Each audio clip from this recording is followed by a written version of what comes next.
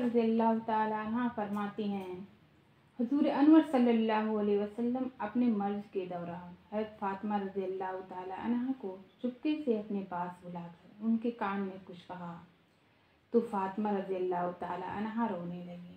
پھر آپ صلی اللہ علیہ وسلم نے دوبارہ ان کے کان میں کچھ کہا، پھر فاطمہ رضی اللہ تعالیٰ عنہ ہنسنے لگی۔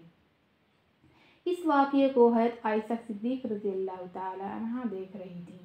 انہوں نے جب فاطمہ رضی اللہ تعالیٰ عنہ سے اس بارے میں پوچھا تو انہوں نے جواب دیا۔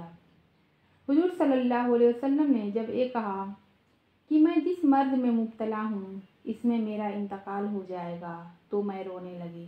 پھر جب حضور صلی اللہ علیہ وسلم نے یہ کہا کہ مجھ سے ملنے والوں میں میری ملاقات سب سے پہلے تم سے ہوگی تو میں ہنسنے لگی۔ حضرت عائشہ صدیق رضی اللہ تعالیٰ عنہ کہتی ہیں کہ حضور انور صلی اللہ علیہ وسلم سے میں نے سنا تھا کہ جب تک کہ نبی کو دنیا اور آخرت کے متعلق اختیار نہیں دیا جاتا اس وقت تک اللہ تعالیٰ نبی کو وفات نہیں دیتا ہے۔ حضور انور کا مرض شدید ہو گیا تھا اور آپ کی سانس پر بہت سختی تھی، تو اس حالت میں نے حضور انور سے سنا مع الذین انعم اللہ علیہم، یہ سن کر میں سمجھ گئی کہ حضور انور کو بھی اختیار دے دیا گیا ہے۔ یہی بیان کرتی ہیں کہ حضور مقبول صلی اللہ علیہ وسلم اپنی صحبت کے حالت میں فرمایا کرتے تھے، ہر ایک نبی کو اس کی وفات سے قبل اس کا مقام دکھایا جاتا ہے، پھر اس کو اختیار دیا جاتا ہے۔ جب حضور انور کو بیمار ہوئے، آپ کے مرض میں شدت ہو گئی، ایک دن حضور انور کا سر مبارک میرے ران پر رکھا ہوا تھا، آپ پر بے ہوشی طاری تھی۔ جب حضور انور صلی اللہ علیہ وسلم کو ہوش آیا تو آپ نے حجرہ کی چھت کی طرف نظر کر کے فرمایا اللہم اغفر رفیق الاعلیٰ۔ یہ سن کر میں فوراً سمجھ گئی کہ حضور انور صلی اللہ علیہ وسلم نے آخرت کو پسند کر لیا ہے، اب ہم لوگوں کو پسند نہیں کریں گے، اور یہ حضور انور کا وہی فرمان ہے جو اپنی صحت کے زمانے میں فرمایا کرتے تھے۔ حضرت عائشہ رضی اللہ تعالیٰ عنہ بیان کرتی ہیں کہ حضور مقبول صلی اللہ علیہ وسلم کا قاعدہ تھا کہ آرام کے وقت یعنی سونے سے پہلے سورہ فلق اور سورہ ناس پڑھ کر پھونکتے اور پورے جسم پر اپنے ہاتھ مبارک کو پھیر لیتے۔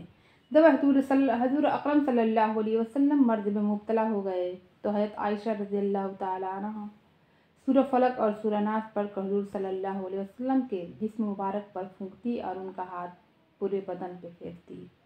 حضرت عائشہ رضی اللہ تعالیٰ عنہ کہتی ہیں کہ ایک دن نبی اکرم صلی اللہ علیہ وسلم مرض وفات سے پہلے مجھ سے تکیہ لگائے ہوئے لیٹے تھے، میں نے آپ کی طرف جھک کر کان لگایا تو اس وقت آپ یہ دعا فرما رہے تھے اللہم اغفر لی ورحمنی والحقنی بالرفیق الاعلیٰ۔ یہی حضرت بیان کرتی ہیں کہ جب سے نبی کریم صلی اللہ علیہ وسلم کی وفات میری چھاتی پر ہوئی اور میں نے حضور انور کی حالت کو دیکھا، اس وقت سے میں کسی کی سختی موت سے نہیں گھبراتی۔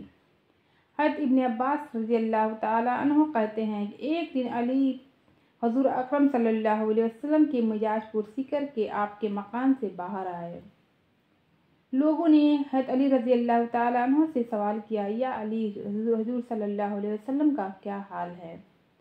آپ نے فرمایا الحمدللہ، آپ کو اس وقت افاقہ ہے۔ اس کے بعد حضرت عباس ابن عبد المطلب نے حضرت علی کا ہاتھ پکڑ کر فرمایا بھائی، خدا کی قسم ہے مجھے معلوم ہوتا ہے کہ 3 دن کے بعد تم لوگ صرف لاٹھی کے غلام رہ جاؤ گے، کیونکہ میں نبی عبد المطلب کے چہرے کو حالت وفات کے وقت ہوا کرتی ہے اس کو میں خوب پہچانتا ہوں، لہٰذا ہم لوگ چل کر حضور انور صلی اللہ علیہ وسلم سے یہ معلوم کریں کہ خدمت خلافت کون سی قوم میں رہے گی، اگر ہم لوگوں میں ہوگی تب ہم اس کا علم ہو جائے گا، اور حضور انور صلی اللہ علیہ وسلم ہمارے ساتھ ان لوگوں کو اچھے برتاؤ کی وصیت فرمائیں گے۔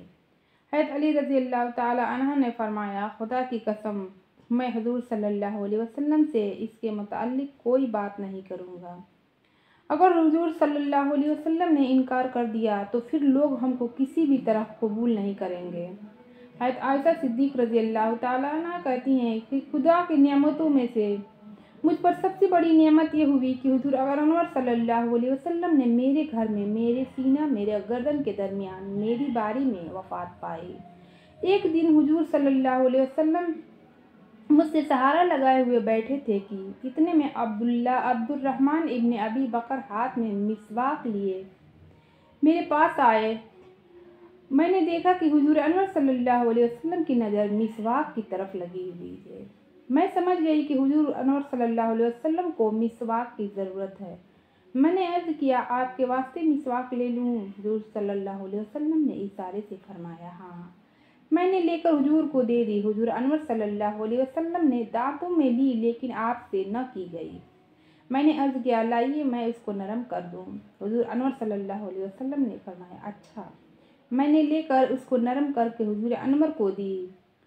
उस दिन मेरा हुजूर अनवर का लवाब भी एक हुआ था। आपके पास एक प्याला में पानी रखा हुआ था, इसमें दस्त मुबारक डालकर फेरते जाते और फरमाते जाते, ला इलाहा इल्लल्लाह। वाकई नबूवत में सख्त सकरात हुआ करते हैं। इसी हालत में हुजूर अनवर सल्लल्लाहु अलैहि वसल्लम ने दस्त मुबारक उठाकर फरमाया, अल्लाहुम्मा बिर्रफ़ीक़िल आला, और आपकी वफ़ात हो गई। हज़रत आयशा सिद्दीक़ रज़ी अल्लाह तआला अन्हा फरमाती हैं कि मर्ज़ की हालत में हम लोगों ने हुजूर अनवर सल्लल्लाहु अलैहि वसल्लम के मुंह में दवा डाली। हुजूर अनवर सल्लल्लाहु अलैहि वसल्लम ने इशारे से मना फरमाया, लेकिन हम लोगों का ख्याल था कि शायद हुजूर इस वजह से मना करते हैं कि बीमार को दवा बुरी मालूम होती है। जब हुजूर सल्लल्लाहु अलैहि वसल्लम को होश आया, फरमाया, क्या मैंने तुम लोगों को दवा पिलाने से मना नहीं फरमाया? लोगों ने कहा कि हमने ख्याल किया कि शायद जिस तरह बीमारों को दवा बुरी मालूम होती है, इसी हैसियत से आपने भी हमको मना किया होगा। हुजूर अनवर सल्लल्लाहु अलैहि वसल्लम ने फरमाया, चचा अब्बास के अलावा जितने घर में लोग हैं, सबके मुंह में जबरन दवा डाली जाए। अलबत्ता चचा अब्बास तुम लोगों के हमराह शरीक नहीं थे। हज़रत अनस रज़ी अल्लाह तआला अन्हु कहते हैं, जब हुजूर सल्लल्लाहु अलैहि वसल्लम का मर्ज ज़्यादा हो गया और आप पर बेहोशी तारी हो गई, तो हज़रत फातिमा रज़ी अल्लाह तआला अन्हा रोने लगी। हुजूर सल्लल्लाहु अलैहि वसल्लम ने फरमाया, आज के बाद तुम्हारे बाप पर कोई मुसीबत ना आएगी। हज़रत आयशा सिद्दीक़ रज़ी अल्लाह तआला अन्हा कहती हैं, रसूलुल्लाह सल्लल्लाहु अलैहि वसल्लम का 63 साल की उम्र में वसाल हुआ। अस्सलामु अलैकुम।